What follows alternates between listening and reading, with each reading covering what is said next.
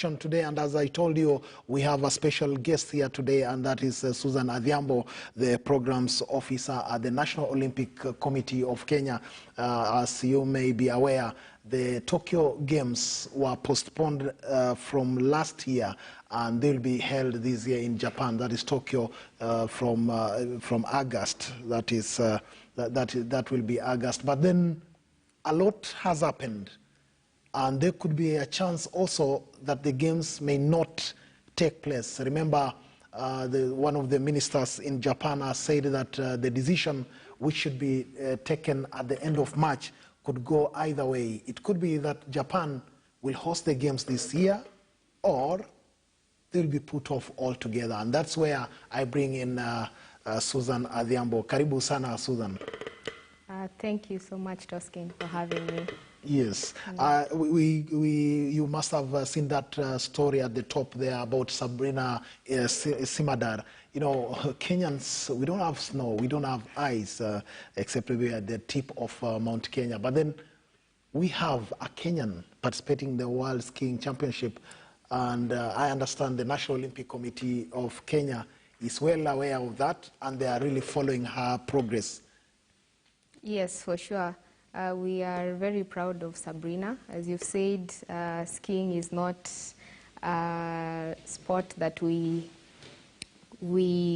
know of in Kenya. It's not one of our major sports. So when we have an athlete such as Sabrina who has set herself apart and she's actually doing so well in the world, we can only come in and give her the full support as an NOC and as a country as well. So she's going for the World Ski Championships, which, as you said, are going to be held in Cortina from February 7th. And as an NOC, we are supporting her in this journey. As you know, the World Championships is competition of the best in the world. And so to have a Kenyan girl, I think she's 22 years old, representing us and carrying our flag in the winter world, I think we should be proud as a country. I want to believe that the National Olympic Committee will do its best to make sure that we get all that information, because from Africa, I'm not very sure if we'll be getting any clips of her competing, but I trust and believe that the National Olympic Committee will do that. But that is a surprise, just in the same way it is a surprise that Susan Adhiambo, a young lady, is at the National Olympic Committee. In all my years covering the Olympics, I've never come across a young person at the National Olympic Committee as Susan. What does it entail to be a programs officer there? Okay, Toskin, you're not the first one, actually. People get surprised. I meet people and they're surprised that actually a young person like me is at the National Olympic Committee of Kenya. People have associated it over the years with older people. Yes. And so this is... for a good reason, of course. Yes, but also this is a good... this is something good for National Olympic Committee, because as we are trying to show that we are in a new era. The National Olympic Committee is trying to keep up with the world, to be more professional, to have a secretariat that actually runs with the programs of the National Olympic Committee. So of course, position like mine, we are supporting the executive committee, yes, who are the overall custodians, or who overall run the National Olympic Committee. So as a programs officer, my work is majorly to promote projects that promote the Olympic values. So Olympic values such as gender empowerment, such as training for administrators, for coaches, for basically the supporting the athletes' entourage. We have things like sport for all. I don't know if people know this, but this is one of our mandate, is actually to promote sport, generally sports in the population, things to do with youth programs. That also falls under our mandate. As you know, we also organize participation of the country in Youth Olympics, Youth Commonwealth Games, Youth African Games. So our mandate is really quite broad.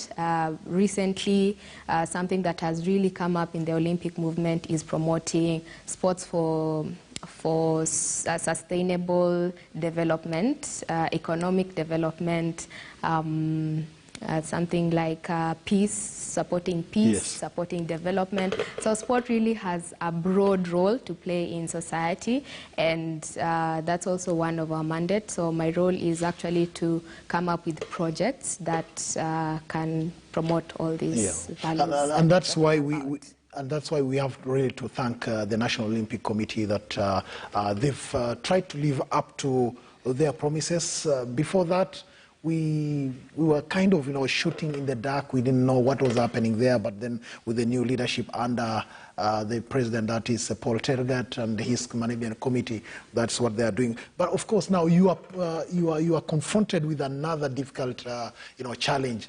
The Olympic Games in Tokyo. They may happen or they may not happen. I don't know how NOC is treating the reports from Japan that a decision has to be made at the end of March. How are you treating the news from Japan? Okay, so from Japan, the reports that we have is that they are preparing for the Olympics, and they are still fully committed to delivering the Olympics from Friday, 23rd of July, 2021. And so for us, as a National Olympic Committee, we are also in full steam. In fact, the Prime Minister of Japan last week said that Japan is in full steam, using his own words, in preparation for the Olympic Games. And the same as well as a National Olympic Committee, we are also going on with preparations to take Kenya to the Olympics in July. And we are also comforted by the International Olympic Committee, who have been reassuring us over and over again. We are getting periodic updates from Lausanne. And Thomas Bach also, in his New Year's address, he said he's looking forward to the Olympics, and this will be light at the end of the tunnel after the coronavirus pandemic, because the Olympics will show the resilience of the human race, the unity, the solidarity. So we really look forward to the Olympics going ahead in July. And as I said, for us, we are continuing with preparations. We have not... How do you continue the preparations when everything seems to be in the dark? How are you coordinating the federations there? I understand there are teams already and players who have qualified for the Olympics. But then with all this uncertainty, how is NOC doing this? Unless maybe you are trained in, working in the dark, because we don't know what is going to happen. How are you doing this? Well, for us, we are not operating as if we are in the dark. We are operating, preparing for the Olympics to start on 23rd of July, 2021. Internationally, we have been going on with the chef de missions meetings, the chef de missions meetings with Tokyo and with the IOC. So these are basically meetings to do with organization of the Olympic Games internationally. On the same breath, we have a memorandum of understanding with Kurume City in Japan to host our teams for the international camp just before the Olympics. We have renewed our engagements with Kurume City. They were to host us in 2020, but they are still committed to hosting us in 2021. You had already paid for the cost, the logistics and all that in Kurume City last year, I want to believe. Well, I think it's important to note that Kurume City have actually given us a sponsorship for the Kenyan team to be accommodated in Kurume City. Great. So the city is going to take care of the team's accommodation, meals, and ground transport in Japan, in Kurume, and in Tokyo, ferrying the team to Tokyo. So it's important also to note that the city has given us a sponsorship, which we are very grateful for, and they've not just given us a sponsorship. They are promoting the Kenyan culture in Kurume City. For instance, when the last delegation visited Kurume, they found that the schools are actually learning about the Kenyan culture. They even have a day where all the schools in the city have Kenyan food. There's a day when Kenyan food. Which is this Kenyan food? The githeri? I wish I was there, but I believe it's something very cultural to Kenya. Sure. So the city also is very excited to host us. And as I said, we are keeping the focus. Sure. And why we are doing this is because in the event, as you said, if the Olympics don't go ahead, it is not the end of it, and this is a message we want our athletes to know, that we are preparing for other major games. 2021, we've already started the next quadrennial, where Paris 2024 falls. So in this quadrennial, we have... wait a minute. Are you saying that the preparation is taking care of the eventuality, if we will not have the games? Precisely. So we are preparing athletes. We have athletes who are on scholarships, for instance, and we have major games coming up. We have Birmingham 2022 Commonwealth Games. We have African Games. Just between 2021 and 2024, we have all these major games. We have Birmingham 2022 Commonwealth Games. We have African Youth Games. We have African Games. We have African Beach Games. And then we have Paris 2024.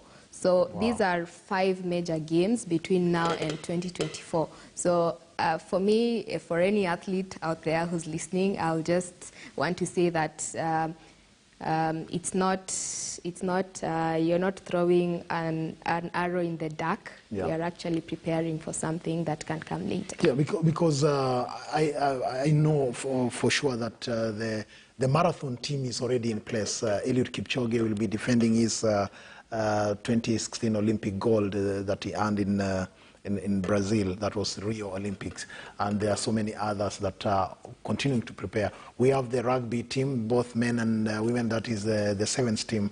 I don't know, are you keeping touch with the rugby union to ensure that those teams also continue training? Yes, after the government released the resumption of sports guidelines, and we were actually involved in coming up with the resumption of sports guidelines. After they were released, the teams went back to training from December.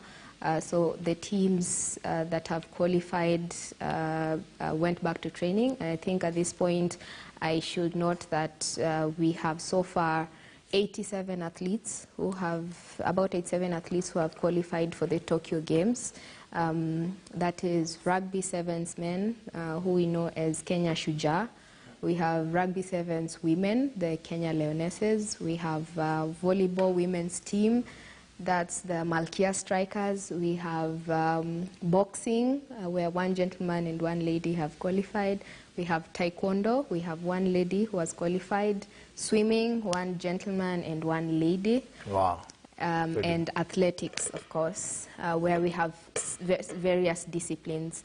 And we have other sports who are trying to qualify for Tokyo, and qualifications are going on until June 2021.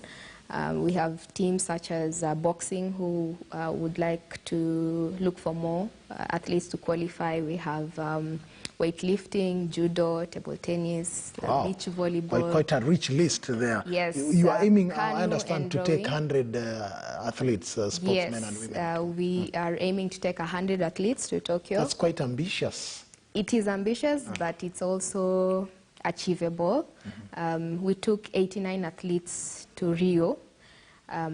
We have so far 87 athletes thereabout, because athletics is a bit various disciplines, and we still have qualifications until June. So as you can see, it's achievable. But Adhiambo, we've only been winning medals from athletics, and you are saying you are taking up to 100. Are we assured of something? Or what is the strategy behind all that to have 100 athletes?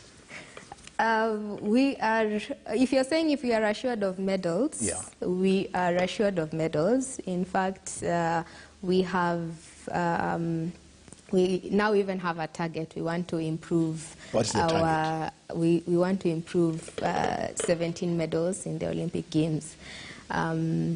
So it's really achievable, and what our technical team is doing together with the federations is actually to figure out and come up with strategies. As we have been explained, there are strategies that you can, I don't want to speak a lot about it because I'm not a technical person, but yes, we have been advised that there are strategies that when you follow them, we yes, are assured of getting these medals in the Olympic Games. We've got always to be, hopeful. Remember, at the Rio Olympics, we won 6 gold medals, 6 silver, and 1 bronze medal. I hope this time round in Tokyo we'll have more of that, especially with 100 athletes, being targeted, to qualify for the Tokyo Olympics. But then, talking about all that, Adhiambo, who picks the bill? Because in this time of Corona, it's very expensive, and you have teams continuing to train. Who is, paying up these bills? For the Olympic Games are a national project, and therefore the bill is picked by the government of Kenya. The National Olympic Committee takes up some aspects of the preparations.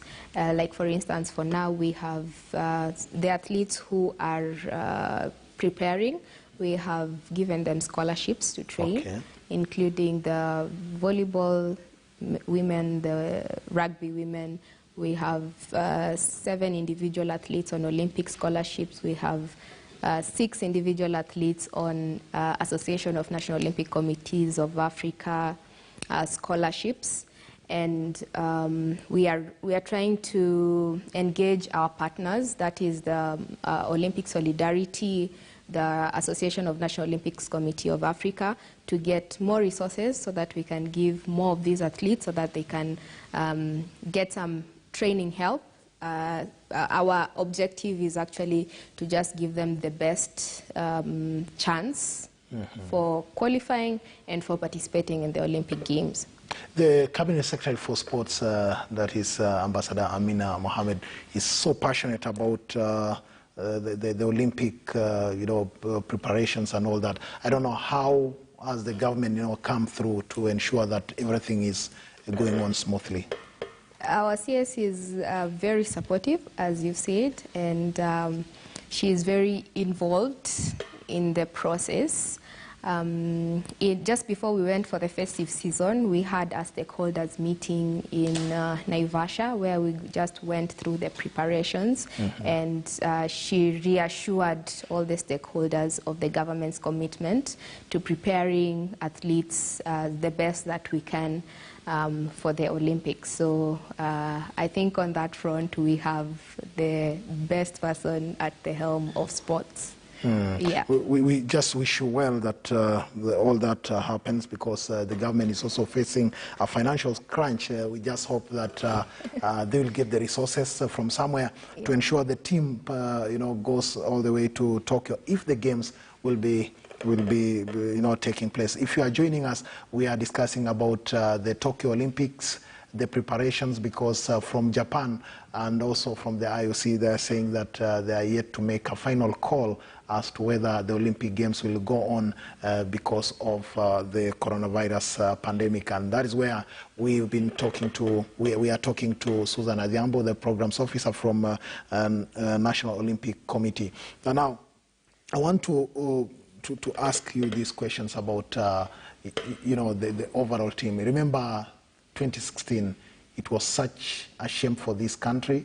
There are a lot of, stories around the Olympic Games, how it was mismanaged. But then the National Olympic Committee under Tergat has come out to say that the shenanigans of 2016 will not be seen again going to Tokyo. I don't know, so far, what are the plans that you've put in place to ensure that there's no noise around the Team Kenya?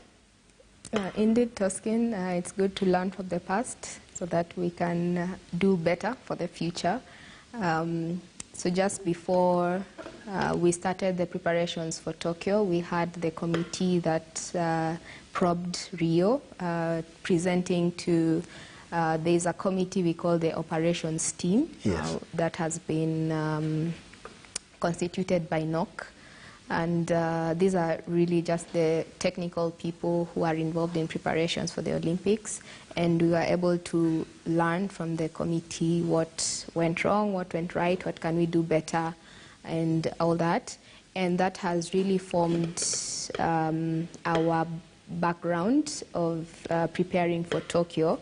So the operations committee has been working on, has actually worked on a manual that we call the Standard Operating Manual. Mm-hmm. So this basically spells out the duties of everybody involved in the games, the roles, the organization issues to do with the games, and timelines, so that we can do better. As you have really mentioned, our president is very passionate about this, and our objective is to have the best prepared Team Kenya in history, the best resourced Team Kenya in history, and the professionally managed Olympics. So this has actually helped us to be on schedule, to have clear guidance for everybody who's working around the Olympics. And so we have learned, and I can assure on behalf of my boss that we are actually on course, and this will actually be the best run Team Kenya in history. Can you face the camera, tell the Kenyans what should we expect just in a nutshell as part of your parting shot? We expect that on 23rd of July 2021, Kenya is going to be at the opening ceremony of the Tokyo Olympics. We want to ignite the Kenyan patriotism, the statehood of Kenya, and the unity of the Olympic Games, the solidarity with the rest of the world. And we just want Kenyans to, we are asking Kenyans to join us, to support our teams, so that we can inspire the nation, we can inspire the next crop of upcoming generations with the excellence that we see at the Olympic Games. I can see, the spirit of hope there in Susan Adhiambo, the Programs Officer of the National Olympic Committee of Kenya, who has been talking to us about the uncertainty and the preparations the Kenyan team is putting in place to ensure that should the games go on, then Kenya will have a well-managed team for the 2020 Olympics. It's called 2020, but of course it will be held in 2021. I want to thank you very much, Susan, for coming through and help us, and enlighten the country as to what the National Olympic Committee is doing to ensure that we are not caught off guard should the games, to be declared to be, on. That is from July 23rd. That has been Sports Chat, and I'm Robin Toskin. You can see my colleagues are now coming through for the rest of the program.